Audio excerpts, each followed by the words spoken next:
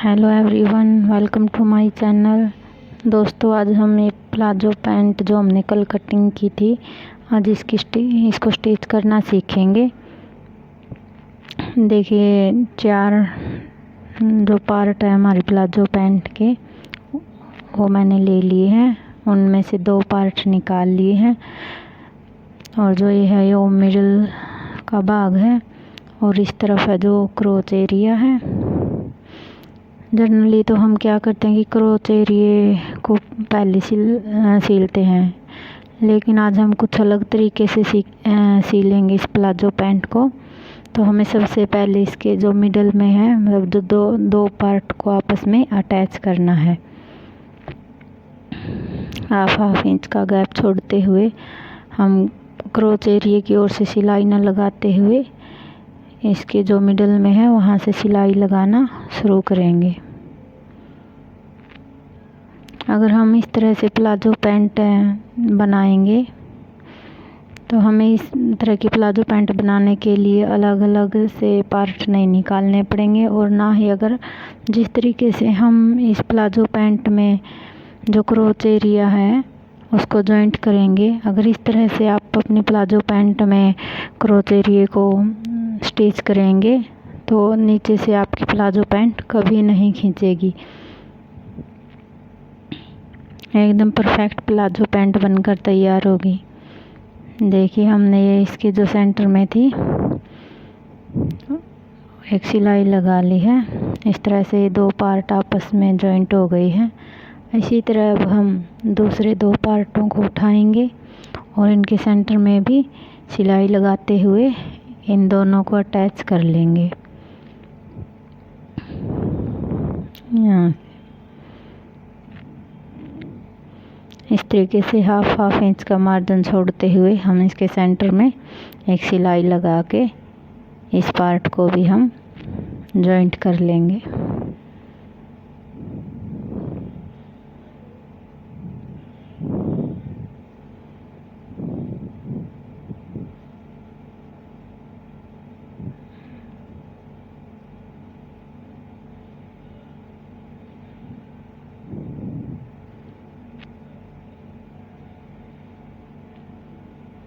इस तरीके से हमें इस सिलाई को कंप्लीट कर लेना है और इन दोनों पार्ट को आपस में अटैच कर लेना है।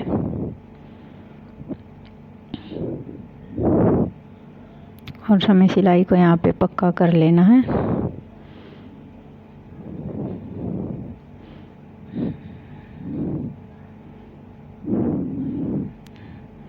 अब देखिए, हमारे जो पार्ट हैं वो आपस में जुड़कर रेडी हो गए हैं और अब हमें इसके क्रोच एरिया को अभी भी नहीं स्टिच करना है।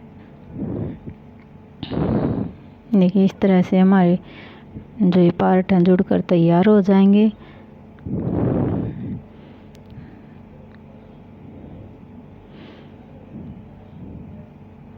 अब हम इसके जो मोहरी हैं इसको फोल्ड करेंगे।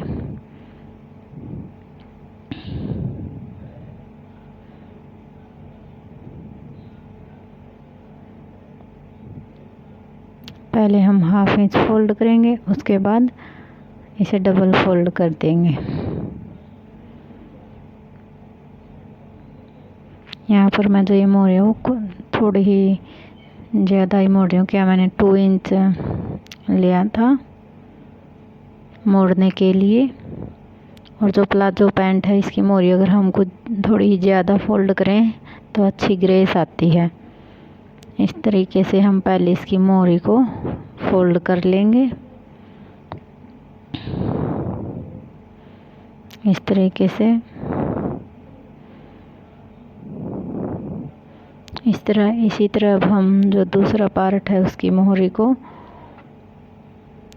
फोल्ड कर लेंगे। ऐसे ही पहले हाफ इंच फोल्ड करेंगे, फिर इसको डबल फोल्ड करके किनारे किनारे से सिलाई लगा लेंगे।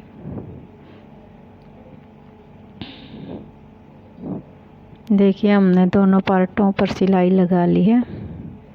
अब हम यहाँ पर एक स्ट्रिप लगाएंगे, क्योंकि जो इसकी कुर्ती है वो इस कलर की है, इस डिज़ाइन की है, और इस पर थोड़ा डिज़ाइन देने के लिए ही हमने ये 3 इंच की एक स्ट्रिप है जो कट कर रखी है। अब हम इसको हाफ फोल्ड करते हुए, हाफ इंचेज फोल्ड करते हुए पहले इसके किनारे से सिलाई लगाएंगे।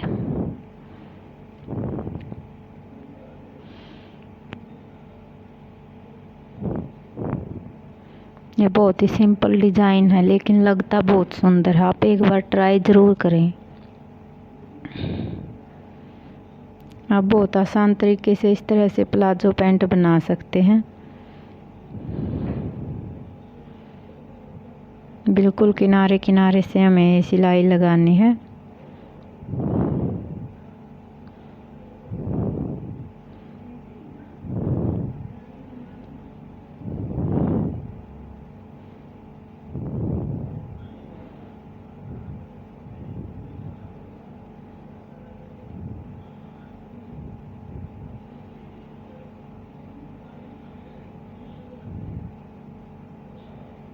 इस तरीके से हमें इसको फोल्ड कर लेना है।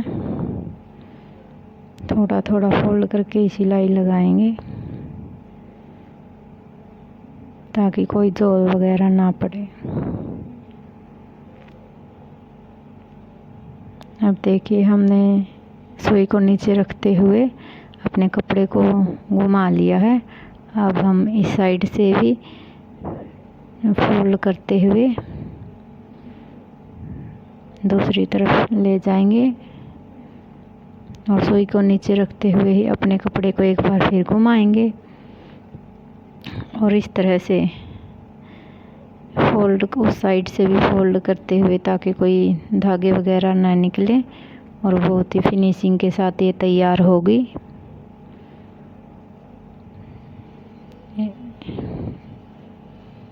इस तरह से हमने जो हमारी पैंट का जो कपड़ा है उसको हल्के हाथों से दूसरी साइड प्रेस करते रहना है ताकि कोई चुन्नट वगैरह ना पड़े।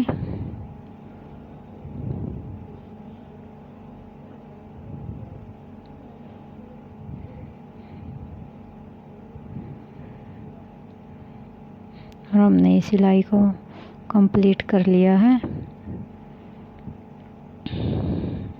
हम देखिए ये कितना सुंदर लग रहा है। यहाँ पर इसे स्ट्रिप लगी हुई आप देख सकते हैं और जो एक्स्ट्रा कपड़ा है इसे अब हम कट कर लेंगे।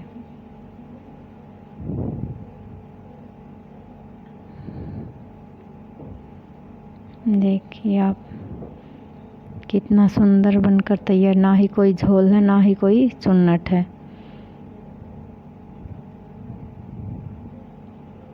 इसे सिलना और कटिंग करना बहुत ही आसान है दोस्तों।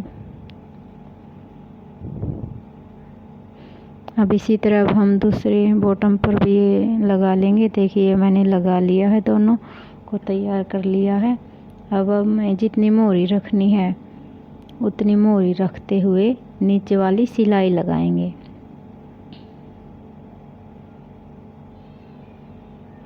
यहाँ पर मैं 7 इंचेस मोहरी तैयार रखनी है मेरे को।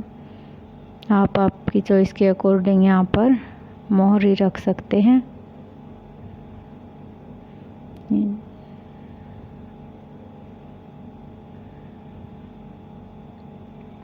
देखिए मैंने 7 इंच पर एक निशान लगा लिया है और इस तरीके से हम 1 इंच का गैप छोड़ते हुए नीचे वाली सिलाई को कंप्लीट करेंगे।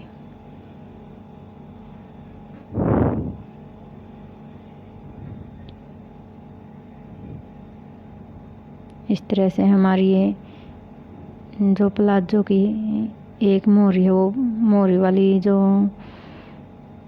कपड़ा है वो बनकर तैयार हो जाएगा और जो दूसरे साइड का है वो उसको भी हम ऐसे ही फिर अलग से नीचे वाली सिलाई लगा के दोनों को अलग अलग तैयार कर लेंगे। उसके बाद ही हम क्रोच एरिया को एक दूसरे से जॉइंट करेंगे।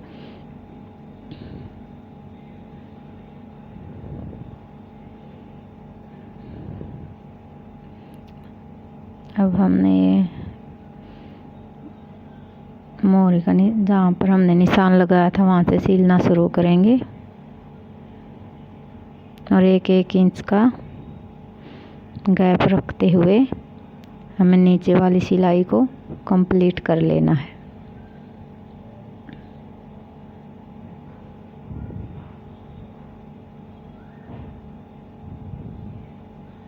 क्योंकि हमने 2 इंच एक्स्ट्रा ली थी, 1 इंच तो सिलाई में चला जाएगा और 1 इंच हमने वहाँ पर जैसे हम जो सिलाई लगा रहे हैं वहाँ से निकल जाएगा। तो ये बिल्कुल जितनी हमने तैयार लेनी है बिल्कुल उतनी बन के तैयार होगी, ना ज़्यादा लूज होगी और ना ज़्यादा टाइट होगी।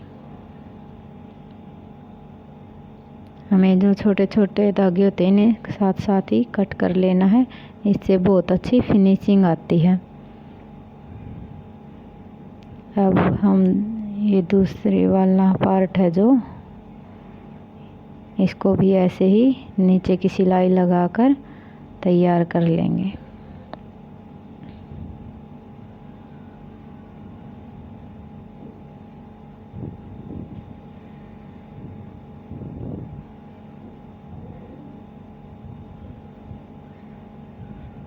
इस तरीके से 7 इंच पर हम निशान लगाएंगे और बिल्कुल वैसे ही 1-1 इंच का गैप रखते हुए हम इस सिलाई को कंप्लीट कर लेंगे।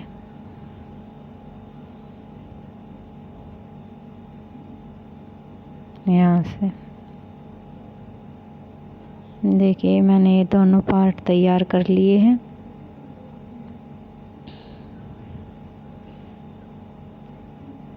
अब हम कोई भी एक पार्ट उठाएंगे और उसको सीधा कर लेंगे। देखिए मैंने इस एक पार्ट को सीधा कर लिया। आप कोई सा भी पार्ट उठा सकते हैं, हमें एक पार्ट को उल्टा ही रखना है और एक पार्ट को सीधा कर लेना है।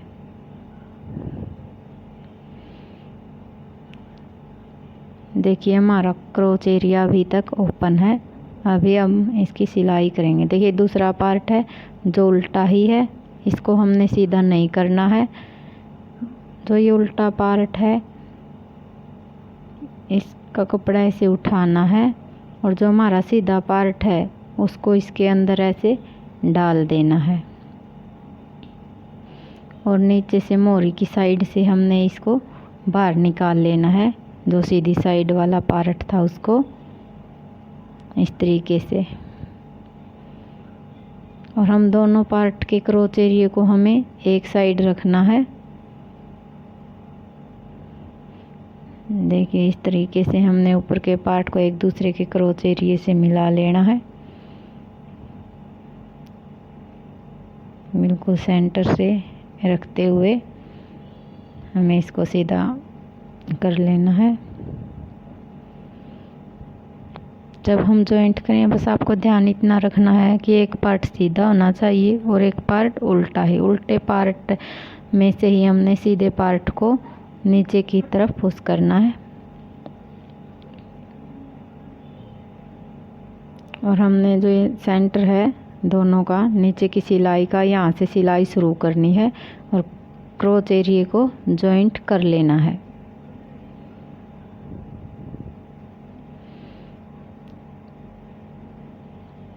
हमने किनारे से सिलाई शुरू नहीं करनी है, ये ध्यान रखना है। हमने जहाँ पर ये दोनों नीचे वाली सिलाइयाँ हुई हैं वहीं से क्रोच एरिया पर सिलाई शुरू करनी है।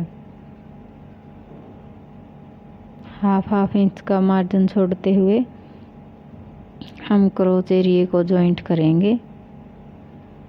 देखिए इस साइड से दिखाती हूँ आपको ताकि क्लियर समझ में आए आपको।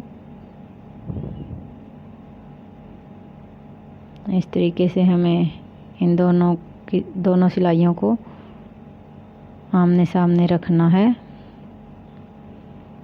और हाफ इंच का मार्जिन रखते हुए किनारे की तरफ जाना है।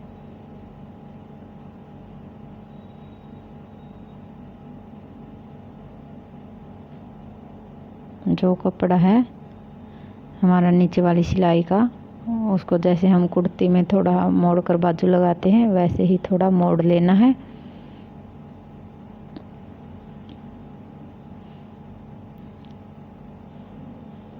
और ये सिलाई हमें लगा लेना है।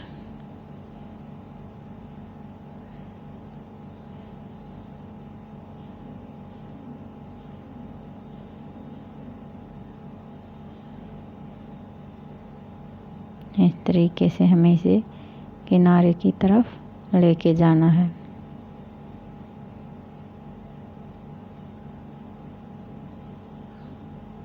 अब हमें यहीं से सिलाई को वापस घुमा लेना है और घुमाते हुए हम इसे दूसरे किनारे की साइड लेके जाएंगे।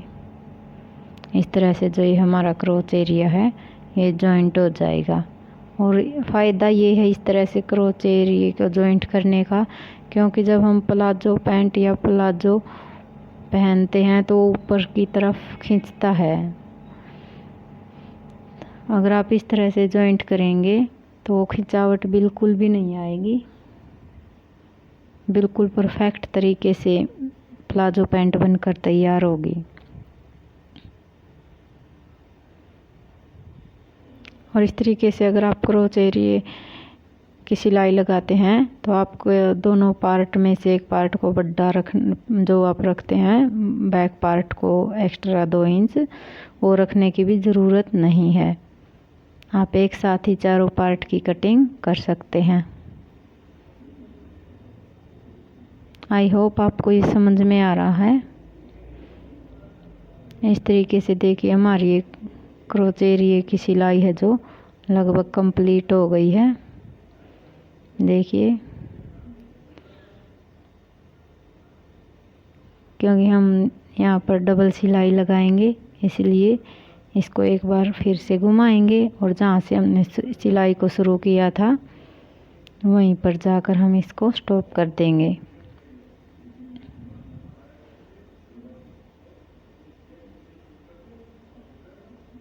इस तरीके से पूरे क्रोच एरिया में डबल सिलाई लग जाएगी और ये जॉइंट भी हो जाएगा।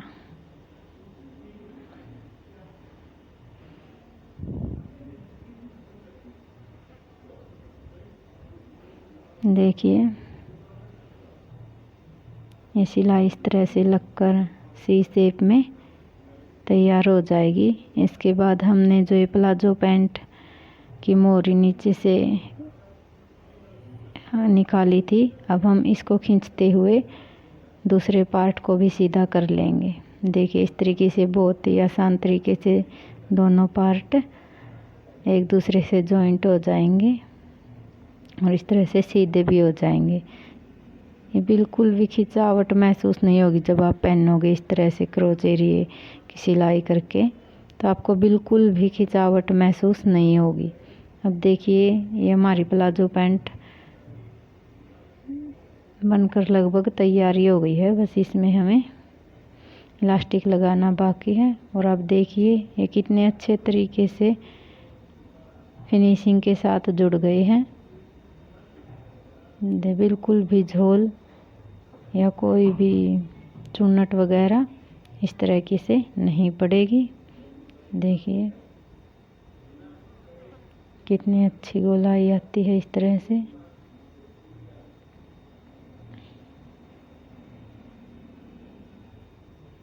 ये हमारी दोनों मोहरी बनकर तैयार हो गई है। और देखिए डिज़ाइन भी सिंपल है लेकिन कितना खूबसूरत लग रहा है। आप एक बार ज़रूर ट्राई करें।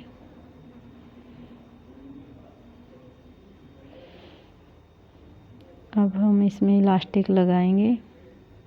इलास्टिक लगाने के लिए जितनी भी आपकी कमर है उसमें से 4 माइनस करना है।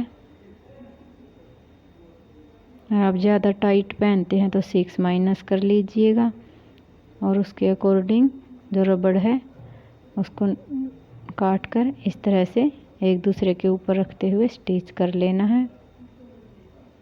चलिए हम रबड़ को स्टिच कर लेते हैं।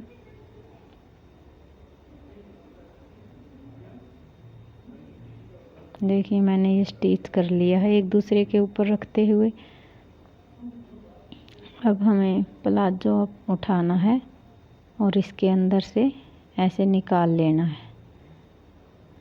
देखिए इस तरीके से लेकिन आपको ध्यान रखना है कि जब आप रबड़ लगाएं तो आपको जो प्लाजो है वो उल्टा कर लेना है। सीधे प्लाजो में आपको रबड़ नहीं डालना है नहीं तो उल्टा लग जाएगा वो। आपको पहले आपकी प्लाजो पैंट को वापस से उल्टा कर लेना है।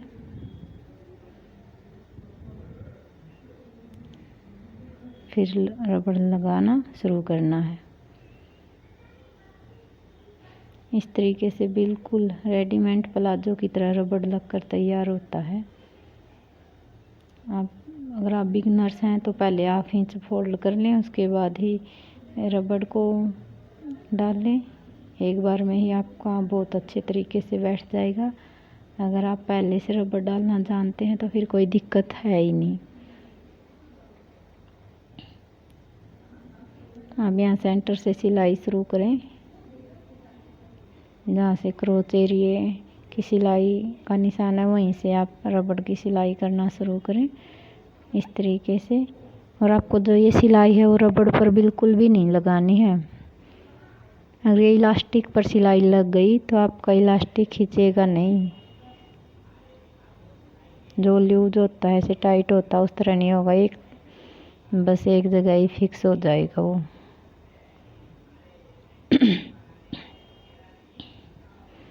इस तरीके से आपको 1/2 इंच अंदर फोल्ड करते हुए बिल्कुल किनारे किनारे से सिलाई लगाते जाना है।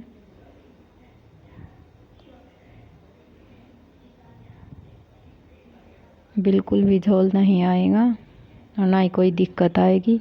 ये बहुत आसानी से लगता है इस तरह से इलास्टिक।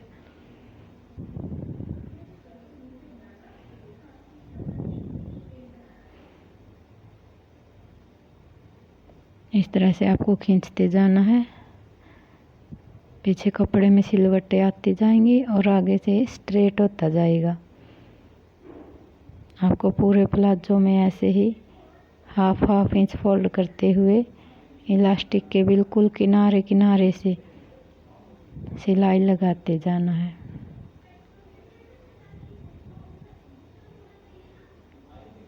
ज़्यादा लूज कपड़ा नहीं रखना है, वरना आप जो बाद में सिलाई लगाएंगे उसके बाद फिनिशिंग बिल्कुल नहीं आएगी।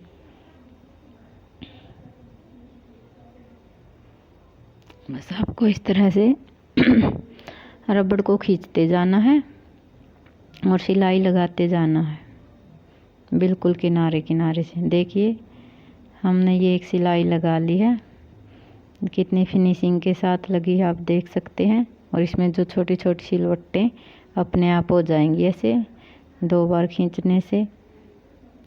जो ये कपड़ा है ये अपने आप एडजस्ट हो जाता है इसके अंदर। अब हमें इसके बीच की एक सिलाई और लगा लेनी है। इस तरीके से यहाँ से हमें इसके सेंटर से एक सिलाई लगानी शुरू करनी है।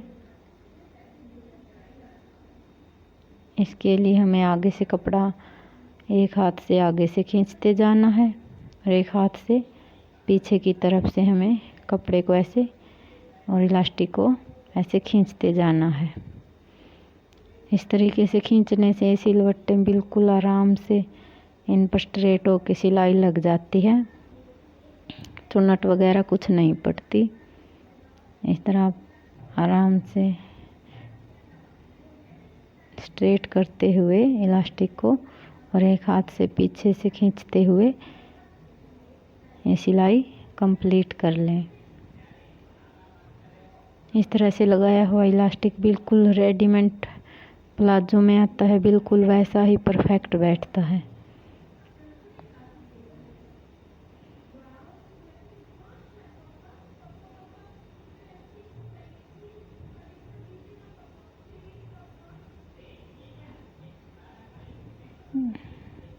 थोड़ी थोड़ी दूरी से आपको ये खींचते रहना, ज़्यादा कपड़ा एकदम नहीं खींचना है।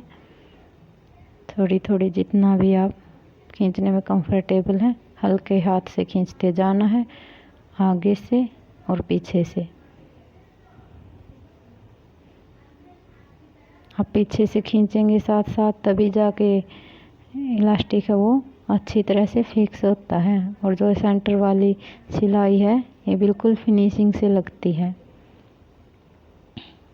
जहाँ से हमने सिलाई शुरू की थी वहीं पे हम इस सिलाई को स्टॉप कर देंगे।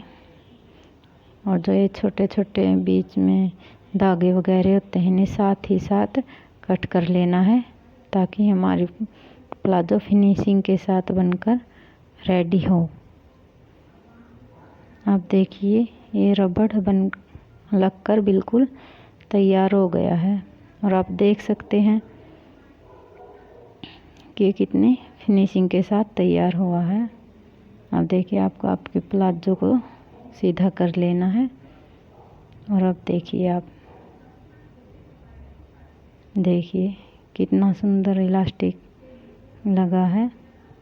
आई होप आपको ये वीडियो पसंद आई होगी। पसंद आई हो तो चैनल को सब्सक्राइब करिए, वीडियो को लाइक करिए। Thank you watching for my